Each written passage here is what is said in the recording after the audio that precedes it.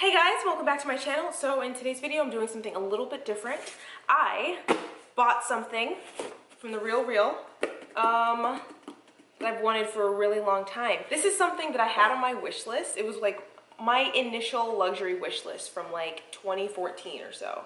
And I finally found this item and I'm going to be unboxing it for you at the end of the video. So what I decided to do with this video is that we're going to revisit wish lists of mine in the past and just sort of get my thoughts and takes on some of the things that I used to want. Now, some of these things are things I ended up purchasing. Some of them are things that I didn't. So I think it's interesting to revisit past wish lists because it's really interesting to see how your style and your desires and your needs change over time. So I'm gonna go through and pick maybe 5 or 6 pieces that I've talked about before, and some were from before I even started my channel. So we're just gonna go through and see like what my needs and wants, how my needs and wants have adapted over the years, and then at the end I'm going to show you what I got. Okay. So I don't know if you guys knew this about me, but when I first got into luxury, I really wasn't into it at all. I didn't even really like handbags. I didn't consider handbags like as a part of my outfit, and that is a complete 180 flip as to how I feel today, more than 5 years later. So again, interesting to see how people evolve. So it was a really huge deal when I started looking at a designer handbag to be my potential first purchase. So the first bag that I ever wanted was the Louis Vuitton Soleil MM. Now, initially, I was really into the Damier Azur for some reason. I don't know why that is. And I did eventually end up buying a Damier Azur bag, but I ended up selling it a couple of years ago just because I wasn't really reaching for it. And what's really interesting is now that I'm looking at Damier Azur again, I'm into it again. I don't know, I go back and forth on Damier Azur every couple of years apparently. Initially I wanted the Soleil MM in the Damier Azur. Eventually I decided that I wanted the Damier Ebene instead. At the time these were relatively more affordable, but once again remember that this was when I was new to the whole luxury game, so the idea of spending multiple hundreds of dollars in a handbag was very foreign to me. However, right when I had saved up the money and was about to pull the trigger on the Damier Ebene Soleil MM, I saw this beauty on Fashion File, and this is the Louis Vuitton Belmont. As you can see, I think these are very, very similar styles. I hope you can see this right here. Very, very similar styles. So I found this. It has the longer shoulder strap as well as the ability to hold it top handle, and it was something a little bit different. Instead of having the the Ebene treated leather, I have it in the Nomad leather, so it just looks a little bit different. Yes, this is essentially the same bag. This, in my eyes, is the more elevated version of the Soleil MM. Ultimately, I'm glad that I purchased this bag instead. And now looking back on it, I'm glad that I didn't get the Soleil MM because I think that the large rolled top handles sitting on my shoulder eventually would have bothered me.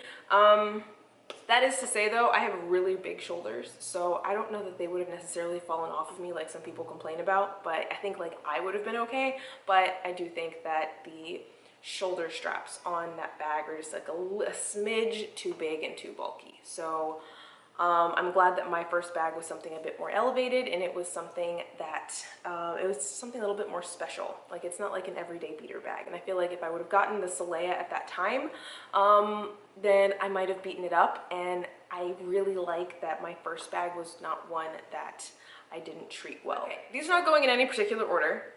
So my next wish list item are the Gucci monogram pearl slides.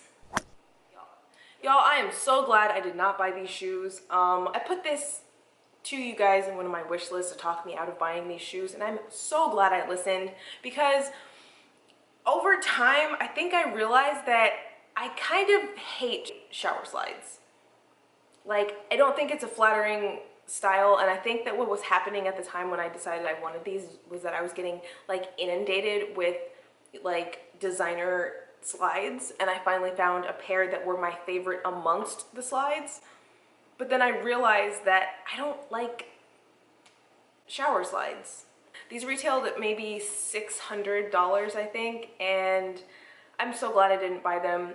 They would have been a complete waste of money for me, and I just, yeah. What I determined is that I am just really not into this trend and the general arc of the, you know, shoe trends for 2019. I'm so glad I did not buy these shoes because I just think that in my budget, in my lifestyle, $600 could go way further than a pair of shower shoes. And that's just for me in my wardrobe. However, and this is something I want to say as an aside, I mentioned that I don't particularly like shower slides, and that's okay. You know, some of you guys out there may love them, some of them may look great on you. And as far as trends go, I think that if there is anything out there that you love, if you love it, you should buy it. And if you do not love it, you should not buy it. I think it's as simple as that. And I think that I do not love shower slides, designer or otherwise. I don't think it's a good look for me. So now that I look back on my wish list, I am just so thankful that I did not buy those. The third item on my list is the Gucci Soho leather shoulder bag. This is what it looks like here, and I think this bag is gorgeous. So this was, again, this was on my very first wish list. This was when I first got into designer items and was really considering like what I could possibly like see for myself. I really like the Soho collection. I thought that the way the G's were like stitched into the leather was really like elegant and good looking, and it wasn't like too flashy, but it still had the logo on it. But ultimately, I'm glad that this did not make it into my collection, because what happens over time, especially when you are new to handbags and when you're new to designer, in the beginning, I sort of didn't know what I liked. I discovered over the last 5 years that I do not like slouchy bags, and I'm not a huge fan of leather. So you can wear it on your shoulder, and it also is possible to convert it into a crossbody. However, it is very, very long. Too slouchy, it's too much of a hobo. I still think it's beautiful, and I love it when I see it on other people, but ultimately it was not the one for me, and I'm glad that it never made it into my collection. So the next one on my list is the Balenciaga part-time bag. I did mention this one relatively recently, so I'm not going to spend too much time on this. However, again, I'm paying attention and noticing designer goods for the very first time, and at the time I was having so many people come in and ask for Balenciaga. So in my eyes, like, it just seems so much more appealing because it was what a lot of people wanted at the time. The most popular Balenciaga bag was the City bag, and what I noticed is that there was a really similar style called the part-time that was super similar, except it had a bit longer of a shoulder strap drop, and was going for half the price that the City was going for. So I decided that because of the price difference that I was going to get the part-time. That was the one for me. This one I actually did purchase. This is what it looked like right here. This is the bag that taught me how much I hate slouchy leather. Suffice it to say, I had that bag for probably about a year, and then I sold it. It was definitely among my, I love the way the bag looked. I really love the giant hardware, but for me, I just need my structure, and I need a bag that's going to stand up on its own. It just goes to show you that just because it's right for someone else does not mean it's going to be right for you. So the next one is another one that I mentioned in my last video of my best handbag buys under $1,000, and as you can tell, I still really want this bag, but I have not pulled the trigger on it yet, and I'm talking about the Fendi 3 Jour. I've had this bag consistently on my wish list now for about 2 years, I want to say, but the reason I'm hesitant to pull the trigger on it is because ideally the next bag that I buy will have to be like a good work bag. I feel like I do have a couple of good work bags, but that's just what I use my bags for the most, and I need something that's gonna be able to carry my laptop. Now, the 3 Jour is a bag that I really want, I think, in the petite or the regular size, and unfortunately I just don't have a lot of use right now for a bag that size. But they do make a larger size, and that larger size just doesn't have the same lines. I like that the smaller versions have the top handle as well as a shoulder strap. That's sort of my style when it comes to handbags, and the largest size is only to be worn on the shoulder, so it has like a really long strap drop, which I think is great, but I think that I would like it better if it was top handle with a shoulder strap. The ones that have that are not big enough to hold my laptop. So that is my main hesitation in why I haven't bought that bag, but I just see it done every season, and I think it is so incredibly beautiful. So here I am pining about the Fendi 3 Jour. You guys, I haven't bought it, but I think it is so beautiful. I've seen it in person and it's just an incredible bag. You guys need to buy it because obviously I can't buy it, but someone needs to buy it because I think it's an amazing bag. That's all I have to say about that. Next bag is from, I want to say, the summer of 2015, and this is the Louis Vuitton Figari. Probably butchering that, sorry. This is what the bag looks like. It is Damier Azur, and it is a shoulder tote. This bag has a lot going on, sort of. There's a lot that I like, and now that I look back on it, there's a lot that I don't like. I think ultimately I'm glad that this bag did not make it into my collection.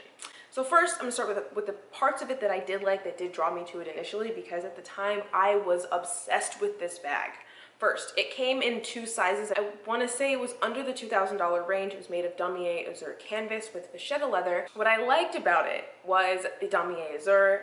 You guys, I mentioned earlier, at the time I really liked the Damier Azur. I liked that it had outside pockets, I liked that it sat on the shoulder, and I liked that it had a top zipper closure. All those things were really important to me. I think by this point I may have had my iPad, and I think I wanted something big enough to fit my iPad and use as a work bag and use as a bag for castings.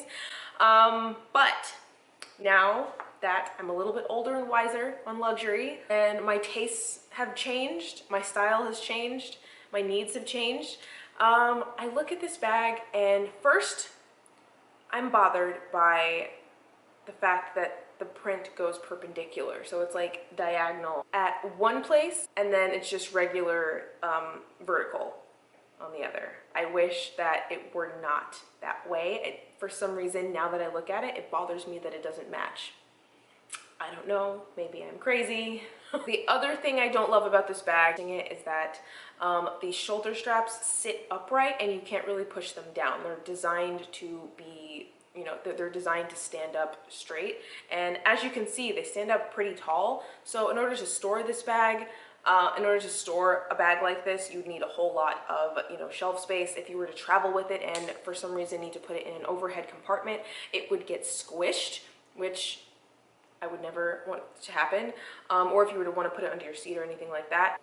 And that's the thing. We've had many of these come into work over the years, and every time I see them, I am just so glad that I did not buy this bag. But can I tell you, at the time when I first saw it, I was in love. And now that I'm a little bit older and wiser, I'm glad that I never pulled the trigger on it. Again, the reason I'm filming this video now, I wasn't really prepared to film today, but I just got home from work, and my package arrived. If you watched my video on luxury items I regret not buying, then this will be familiar to you. I purchased this on The Real Real. Just came in today. Here's my proof of purchase. This is the first time I've bought myself anything in a really, really long time, and it really was because I've been looking for these, it's a shoe, for legitimately now about 5 years. So I finally found them in my size. And okay, you know what? I'm just gonna open the box. We're gonna see what I have inside. I have, so yeah. So as always, The Real Real items come inside of one of their dust bags. I have a pair of shoes. I'm so excited, oh my God. Like, when I tell you, I have literally wanted these shoes for 5 years. 5 years, and I have yet to find them in my size. I hope they fit, first of all, and I just hope that, okay.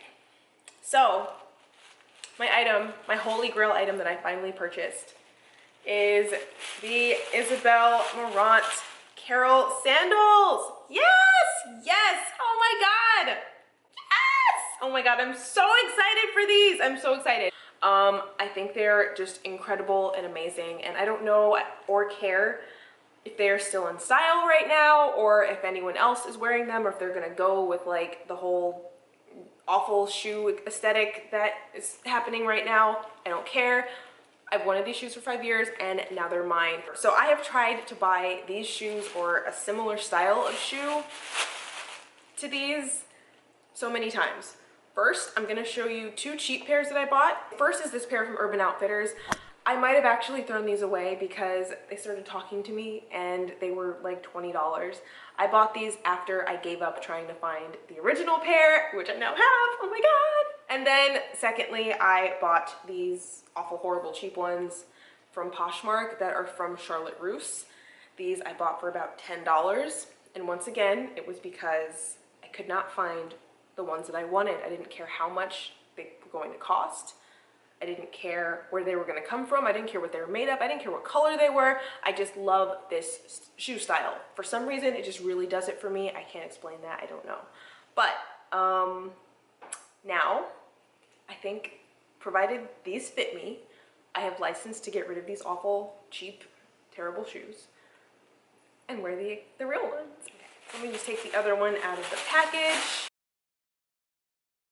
And the other thing I'm going to show you, yeah, so it has this little mark on the back of the heel here, and I was very happy actually that I found these for a really, really good price. I have over time seen these on eBay trying to sell for like $600 and stuff, worn, and I'm just not about that. These I got for around $200, which is more than I really wanted to spend on shoes right now, but I figure that after scouring the entire internet for 5 years, that I think maybe this was okay, especially considering how much people try to sell them for on eBay. The only thing that they have is this mark on the back, and I'm gonna see if there's anything I can do to get this to come off. Yeah, it's starting to come off, so maybe I'll have luck with getting whatever this mark is to come off, but if not, I kind of don't care. It's not the end of the world. I love these shoes so much. Oh, right, sorry. I forgot to mention also that I did also find like a second generation of these shoes, and I will leave a picture of them here. I bought them in a higher heel and they were way too big on my ankles. So what I'm really concerned about is how this is going to look on my ankles, because I wear a 40 and my ankles are tiny considering my shoe size, because I am a, you know, thin person with big feet. So I'm gonna try these on and we're gonna see how they work out. I'm so excited. Okay, so here's what they look like on. I hope that somehow you can see what they look like without at the same time seeing how bad my pedicure is. I genuinely apologize for that. I wasn't expecting to film anything today. So I wear a US size 9. I got them in a size 40 and they fit absolutely perfectly. I think these are gonna be great shoes for summer. I really like the small little block heel. They're actually really, really super comfortable. I was worried initially about the front toe strap. These are actually much more comfortable than the dupes that I just showed you that I got from, you know, Charlotte Russe. Shocker, $10 shoes aren't as good as Isabel Marant. But yeah, so I don't have that ankle problem either. So I have these adjusted to like the smaller setting. All the studs are intact, and maybe you can see here, there is a small mark on the back of one of the heels here on my left. And I don't know if you can see that or not, but I don't care because I've wanted these shoes for a significant portion of my life at this point, and now they're mine. I'm so happy. So these shoes were sold out absolutely forever, and I thought I was never gonna find them. Just goes to show you, if you spend enough nights scrolling through the real, you can find the shoe you're looking for. It may take you 5 years for the right one to come up in your size, but it's out there. Anyways, I'll do my very best to link these down below, see what other ones they have available. I have seen them come up in other sizes over the years. If you guys are interested in them, I believe they're called the Carol sandal, I think. And they're from 2013. They were like a blogger, like cult fashion item, and I was a part of the cult. So now, 5 years later, now that they're over, I have mine, and I couldn't be happier. So if you enjoyed going through this deep dive of wishlist past with me, then please give this video a thumbs up and subscribe if you haven't already, and I will see you guys in my next one. Bye!